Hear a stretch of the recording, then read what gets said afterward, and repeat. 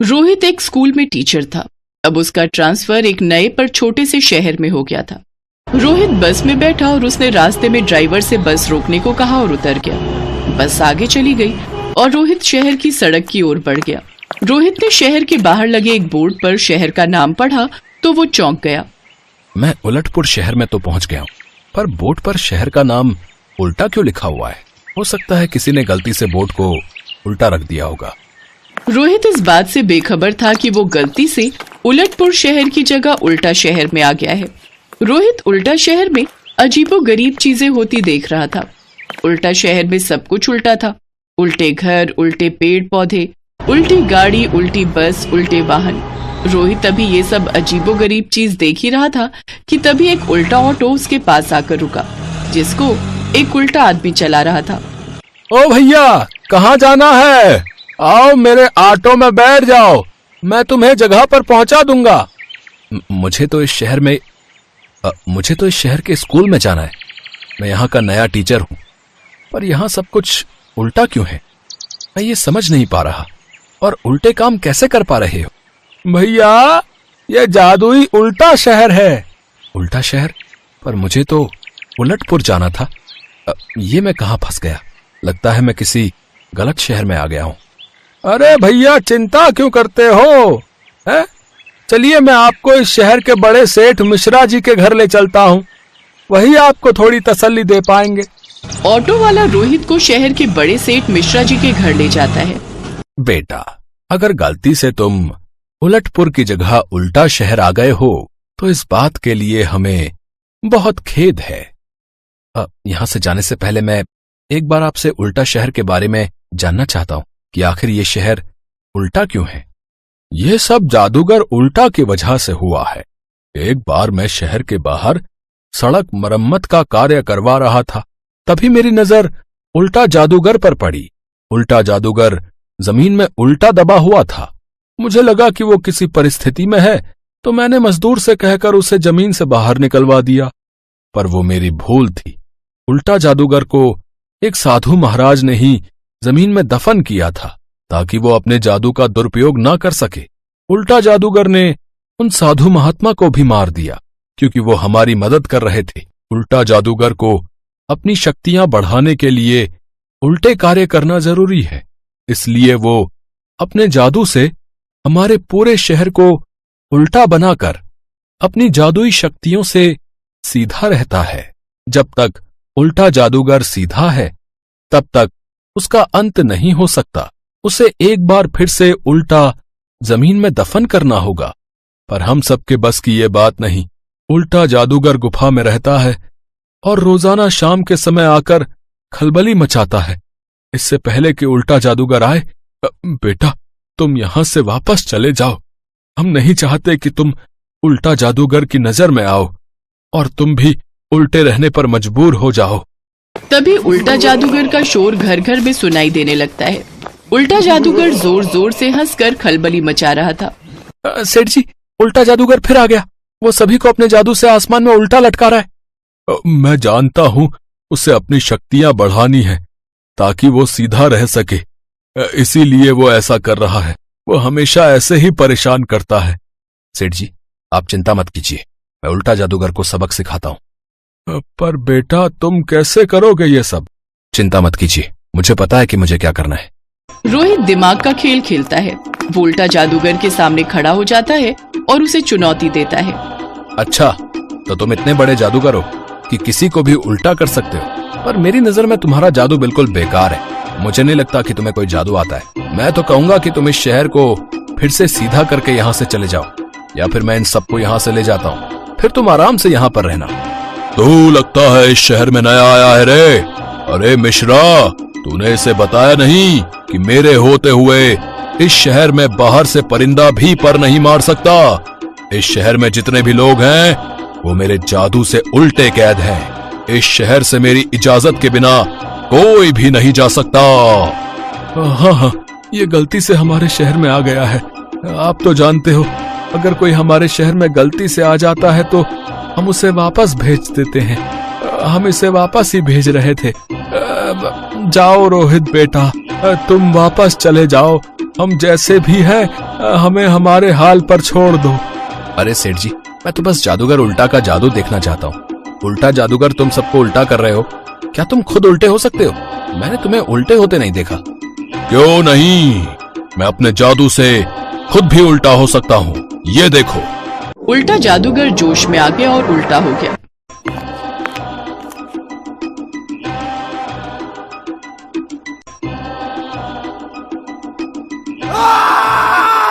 और पूरा उल्टा शहर सीधा हो गया।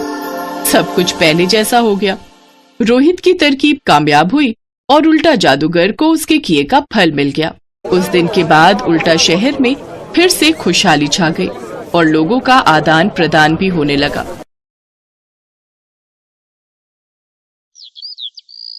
अंजलि बहुत दुखी है क्योंकि वो देख नहीं पाती है, वो अंधी है। अंजलि बचपन से ऐसी नहीं है, बचपन में वो देख सकती थी, लेकिन एक दिन उसके साथ एक हादसा हो गया। एक दिन स्कूल जाते समय रास्ते में एक गाड़ी ने अंजलि को जोर से धक्का मार दिया और अंजलि के सर के पीछे वाले हिस्से में चोट लग गई। उसे अस्पताल ले जाया गया, लेकिन डॉक्टर साहब ने साफ साफ कह दिया, देखिए, लड़की तो बच जाएगी, लेकिन वो कभी भी देख नहीं पाएगी क्योंकि उसकी दोनों आंखें खराब हो गई हैं। उसके बाद से अंजलि अंधी हो गई। उसके माता पिता ने बहुत कोशिश की, बहुत सारे डॉक्टर भी दिखाए, लेकिन कोई फायदा नहीं हुआ। अंजलि अभी 25 साल की है, वो खुद का काम भी नहीं कर सकती है। उसकी माँ बिमला हमेशा उसके साथ रहती है। उसके पिता का नाम मनोहर है। मनोहर एक दुकान चलाता है और उसी से उन लोगों का घर चलता है। मनोहर और बिमला को बस एक ही चिंता है, सुनिए जी, हमारी बेटी 25 साल की हो गई है, अब तो उसकी शादी करवानी ही पड़ेगी। हाँ बिमला, वो तो है, लेकिन एक अंधी लड़की से कौन शादी करेगा? उसके लिए हमें दहेज में बहुत सारे पैसे देने होंगे। हमारे पास एक वो दुकान ही तो है, उसे गिरवी रखना होगा। इस तरह बिमला और मनोहर अंजलि की शादी को लेकर आपस में बात कर रहे होते हैं कि अंजलि ये सब सुन लेती है। वो एक छड़ी से रास्ता नापते हुए बिमला और मनोहर के पास जाती है और कहती है, माँ, दुकान गिरवी रखने की कोई जरूरत नहीं है, मेरे लिए आप लोग दुकान क्यों गिरवी रखेंगे? बेटी, हम तेरे माता पिता हैं, हम वही करेंगे जिसमें तेरा भला हो। तेरी शादी तो हम करवा के रहेंगे। अगले ही दिन मनोहर दुकान गिरवी रखकर बहुत सारे पैसे घर ले आता है और शादी के लिए 10 लाख रुपए दहेज देने का ऐलान कर देता है।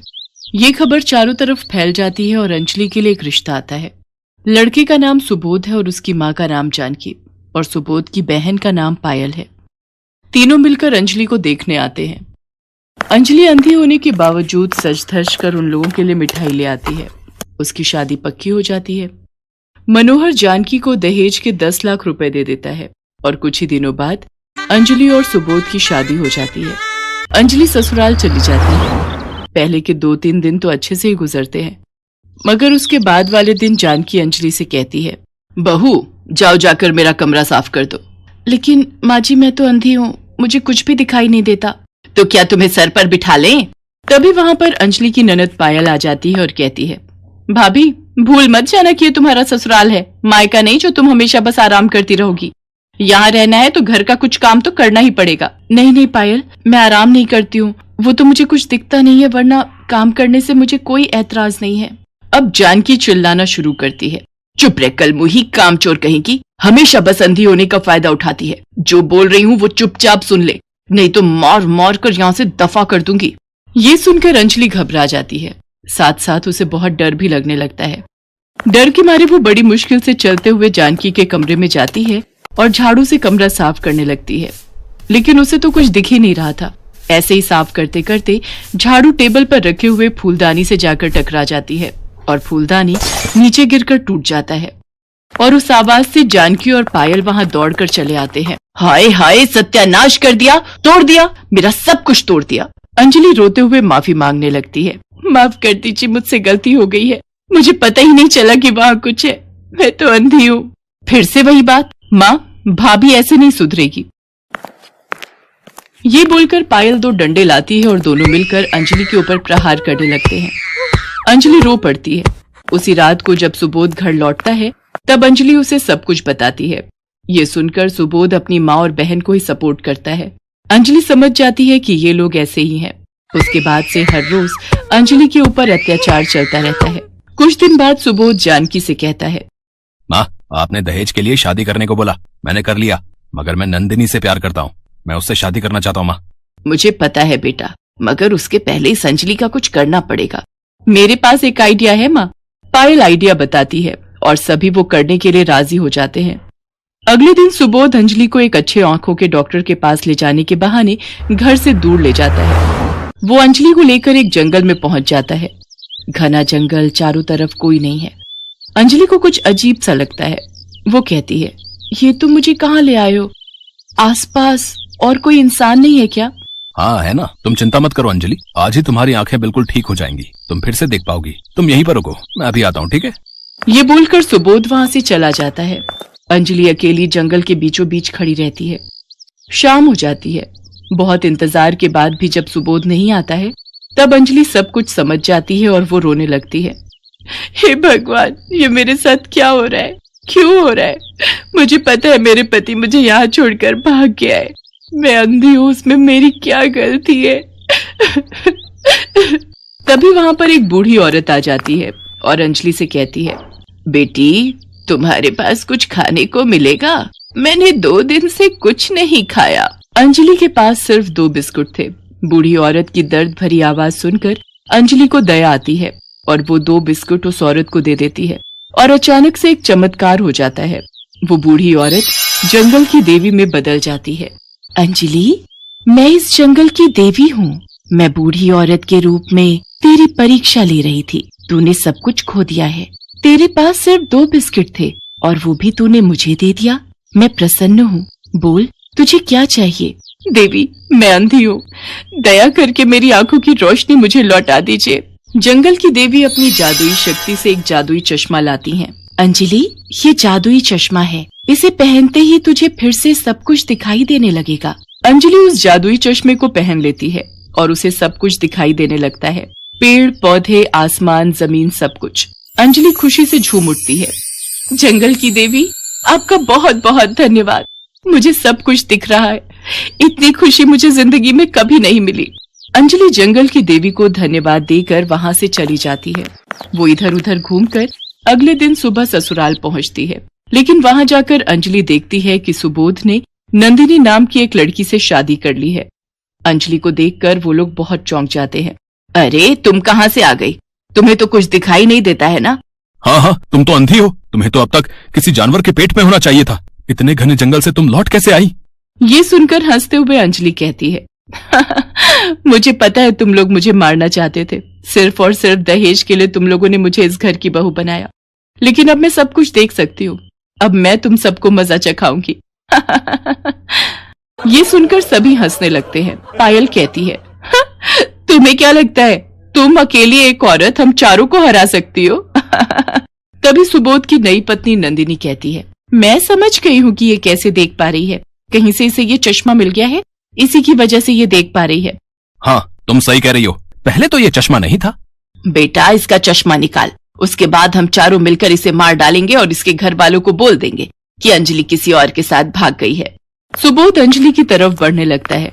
अंजलि ने खुशी के मारे ये सोचा ही नहीं था कि ये लोग उसे यहाँ भी मार सकते हैं। अंजलि डर जाती है। चारों के चारों अंजलि को मारने के लिए तैयार हैं। तभी एक चमत्कार हो जाता है। अंजलि के जादुई चश्मे से एक चमत्कारी रोशनी निकलती है और उस रोशनी में चारों जलकर भस्म हो जाते हैं। आह, बचाओ! ऐसे ही दर्द से तड़पते हुए चारों का खेल खत्म हो जाता है। अंजलि को इंसाफ मिलता है। उसने नहीं सोचा था कि उसका ये जादुई चश्मा ऐसा भी कर सकता है। वो मन ही मन जंगल की देवी को धन्यवाद देती है और इसके बाद वो अपने मायके लौट जाती है और अपने माता पिता को सब कुछ बताती है। वो लोग अंजलि को सपोर्ट करते हैं और ऐसे ही अंजलि अपने जादुई चश्मे के साथ खुशी खुशी रहने लगती है।